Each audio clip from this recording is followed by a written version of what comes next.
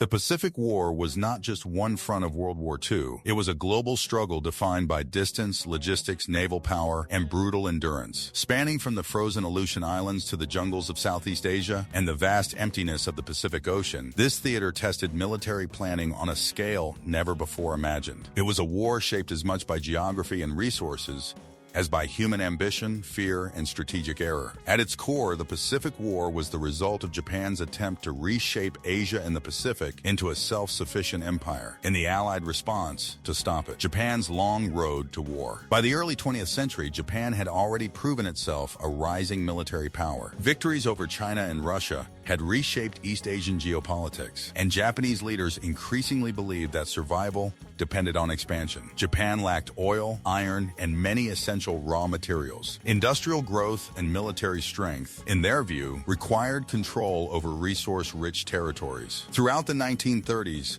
Japan expanded aggressively into China, seizing Manchuria and much of the Chinese coastline. What began as a rapid campaign turned into a prolonged stalemate that drained manpower and resources. At the same time, Japan's alignment with Germany and Italy isolated it diplomatically and economically. When the United States and its allies imposed embargoes, especially on oil, the pressure became existential. Japan's leadership concluded that war was inevitable. The question was not whether to fight, but how. The gamble of Pearl Harbor. Japanese planners believed that the only way to secure their southern expansion was to neutralize American naval power before it could respond. The solution was bold, risky, and unprecedented. A surprise carrier-based airstrike on Pearl Harbor. On December 7, 1941, Japanese aircraft struck the U.S. Pacific Fleet in Hawaii. Battleships burned, aircraft were destroyed on the ground, and thousands were killed. Tactically, the attack was devastating. Strategically, it was incomplete. America's aircraft carriers were not present, and crucial infrastructure, fuel depots, repair facilities, and command centers remained intact. Instead of forcing the United States to negotiate, the attack unified American public opinion and guaranteed a long war Japan was not equipped to win. A lightning advance across the Pacific. In the months that followed, Japanese forces moved with astonishing speed. American, British, Dutch, and Australian defenses collapsed across Southeast Asia and the Western Pacific. The Philippines fell after brutal fighting and starvation, culminating in the infamous Bataan Death March. Singapore, once thought impregnable, surrendered in early 1942 in one of Britain's worst military defeats. Japan captured oil fields in the Dutch East Indies, secured strategic islands across Micronesia, and pushed Allied forces into retreat from Burma to New Guinea. For a brief moment, Japan's vision of a Pacific empire appeared achievable. But the very scale of this expansion contained the seeds of its failure. From Midway to momentum, Japan's grand strategy rested on one critical assumption: the war would be short. Japanese leaders believed that a rapid series of decisive blows would shock the United States into negotiation before its vast industrial potential could be fully mobilized. That assumption proved fatal. Instead of hesitating, the United States responded with overwhelming speed. American shipyards began launching carriers and destroyers at rates never seen before. Aircraft factories ran around the clock, and training pipelines expanded to produce pilots, sailors, and Marines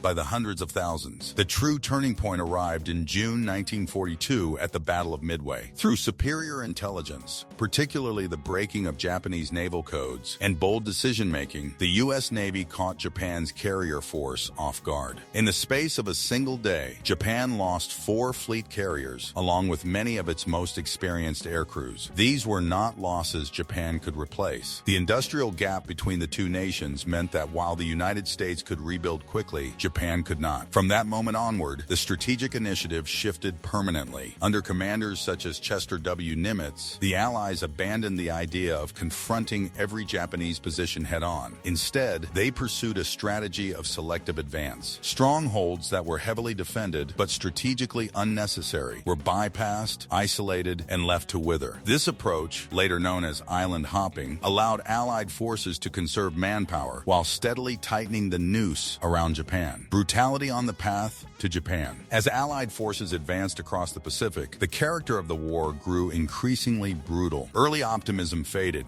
as soldiers encountered the reality of jungle warfare, relentless heat, tropical disease, limited supplies, and an enemy that rarely surrendered. The campaign on Guadalcanal revealed that victory would come at a terrible human cost, even when the strategic advantage was clear. Subsequent operations in the Gilbert, Marshall, and Mariana Islands pushed Allied forces ever closer to Japan itself. With each step forward, Japanese resistance intensified. On Battle of Iwo Jima and Battle of Okinawa, defenders fought almost to annihilation. Kamikaze attacks became increasingly common, deliberately sacrificing pilots to inflict maximum damage on Allied fleets. Civilian populations were drawn into the fighting, suffering enormous casualties. These battles forced Allied leaders to confront a grim conclusion. If resistance was this fierce on remote islands, an invasion of the Japanese home islands would likely result in casualties on a scale unseen in modern warfare, possibly millions, both military and civilian. Leadership and strategic control. Victory in the Pacific depended not only on firepower, but on coordination across unimaginable distances. The Pacific theater covered thousands of miles of ocean, dozens of island chains, and multiple independent commands. Managing logistics alone, fuel, ammunition, food, aircraft, medical care, required unprecedented organizational skill. At the center of Allied command stood Chester W. Nimitz, who coordinated naval and land operations across the Central Pacific.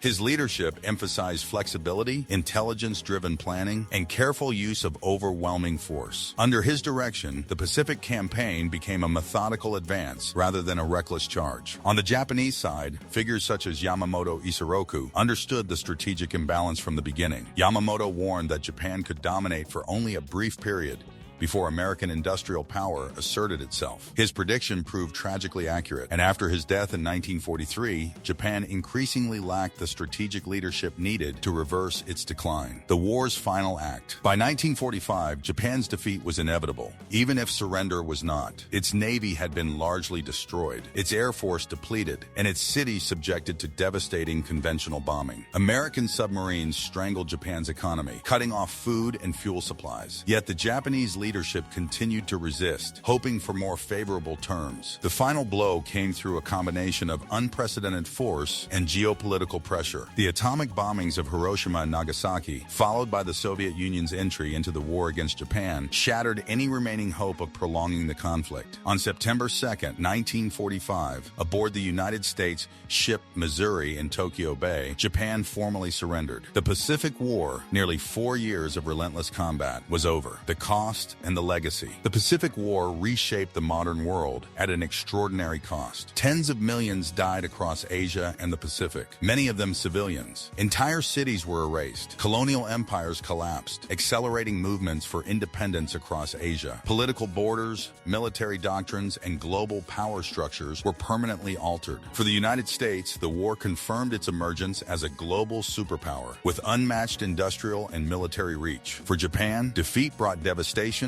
occupation, and ultimately a profound national transformation focused on reconstruction and peace. Above all, the Pacific War left enduring lessons that industrial capacity can determine outcomes as decisively as battlefield skill, that underestimating an opponent's resilience is a strategic disaster, and that modern war, once unleashed, rarely ends on the terms its architects imagine. Its consequences continue to shape international relations, military planning, and global security to this day. As the smoke cleared across the Pacific, the war left behind more than victory or defeat. It revealed how decisions, resources, and resolve can reshape the entire world. If you found this video insightful and want more deep dives like this, like and subscribe to stay curious and informed.